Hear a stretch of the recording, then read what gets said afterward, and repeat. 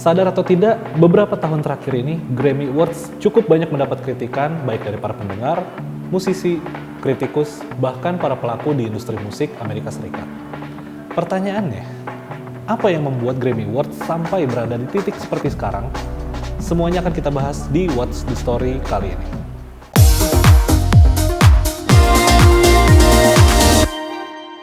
Apa penghargaan musik yang paling prestis di Amerika? Yap, Grammy Awards. Jadi Grammy Awards sendiri merupakan penghargaan yang diberikan oleh National Academy of Recording Arts and Science di Amerika Serikat. Biasanya disingkat NARAS. Thanks to Wikipedia. Sejak diselenggarakan pada 4 Mei 1959, Grammy Awards terus berbenah diri demi memberikan apresiasi terbaik bagi para pelaku di industri musik Amerika. Bahkan ya, pada tahun 2012, NARAS secara berani merombak banyak kategori pada Grammy Awards. Tapi seperti yang gue bilang di awal gitu kan, beberapa tahun terakhir ini Grammy Awards cukup banyak mendapat kritikan gitu. Ya baik dari musisi, pendengar, kritikus, bahkan para pelaku di industri musik Amerika Serikat. Nah, yang paling digarisbawahi adalah kritikan terhadap pemenang di setiap kategori yang seharusnya nggak menang. Kalau misalnya kita ngeliat dari sisi musisinya aja, kita ambil contoh The Weeknd dengan album After Hours gitu kan. Album ini berhasil merajai puncak chart Billboard 200 selama 4 pekan berturut-turut. Dari apa yang gue baca, ini belum termasuk hit single milik The Weeknd yang berjudul Blinding Lights dan ada di chart Billboard Hot 100.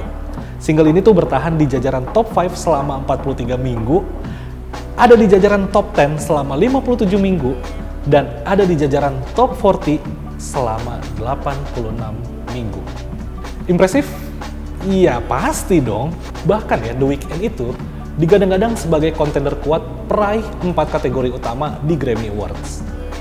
Sayangnya pada tanggal 24 November 2020, nama The Weeknd sama sekali nggak ada di nominasi apapun di Grammy Awards. Ya wajar sih kalau misalnya The Weeknd akhirnya merasa kecewa dan memilih untuk memboikot Grammy Awards. Ini tuh dianggap aneh banget. Karena kalau misalnya kita melihat album After Hours milik The Weeknd, sebenarnya album ini tuh lebih kuat dibandingkan nominator lainnya.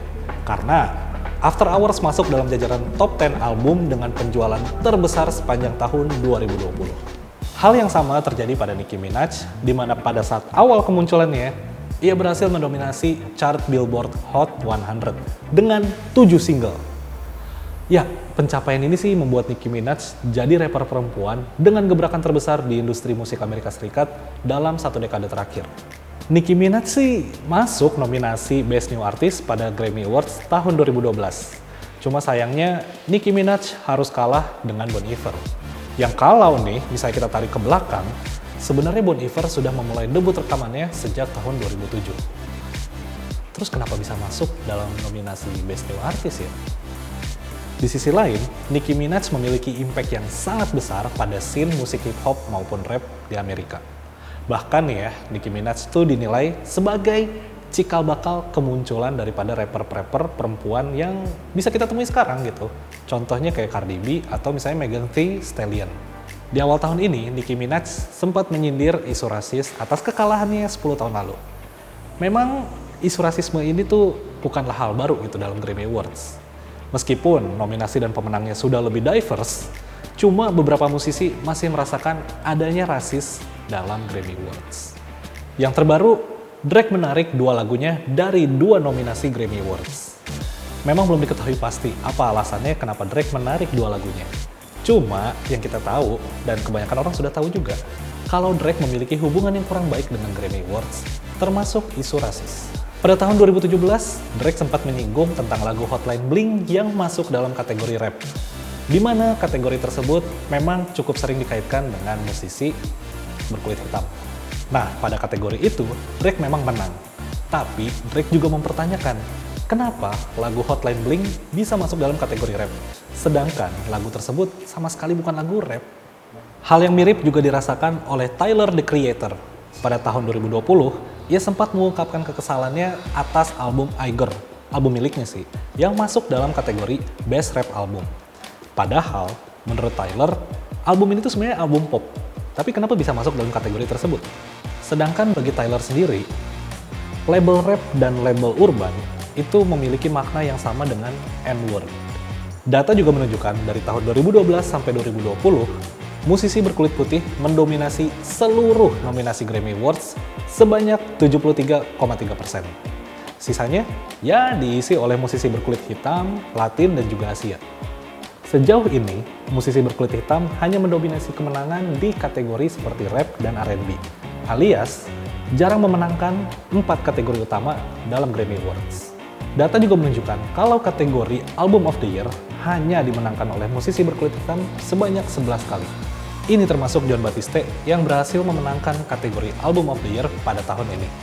Sebelumnya, kategori tersebut dimenangkan oleh Herbie Hancock pada tahun 2008 alias 13 tahun yang lalu.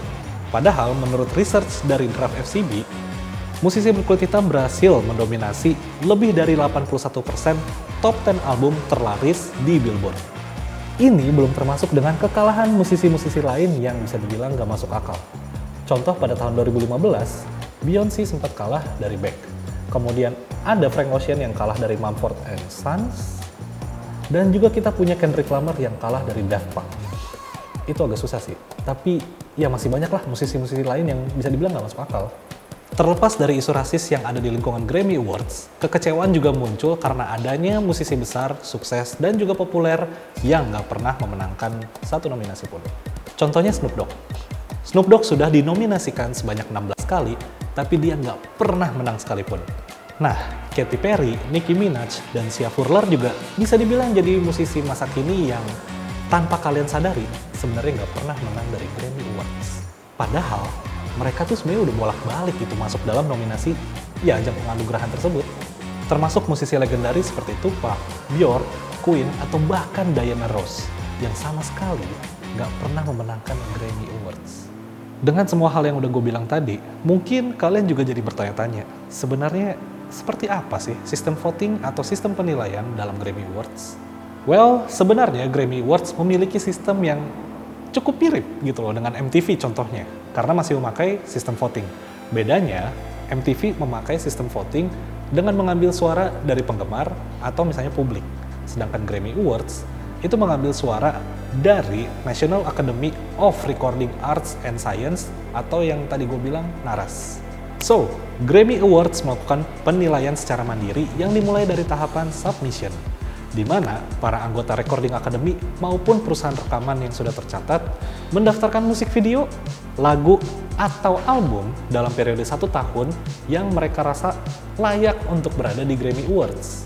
Setelah itu kita masuk dalam tahapan screening, di mana ada sekitar 350 orang lebih yang ahli di bidangnya akan menentukan setiap materi rekaman yang didaftarkan sudah sesuai dengan kualifikasi dari Grammy Awards. Setelah itu, setiap materi rekaman yang didaftarkan akan dikelompokkan sesuai dengan genrenya masing-masing. Kalau misalnya lagu rock ya masuknya ke rock, lagunya R&B masuknya ke R&B. Nggak ada dong lagu dangdut tiba-tiba masuknya ke hip hop.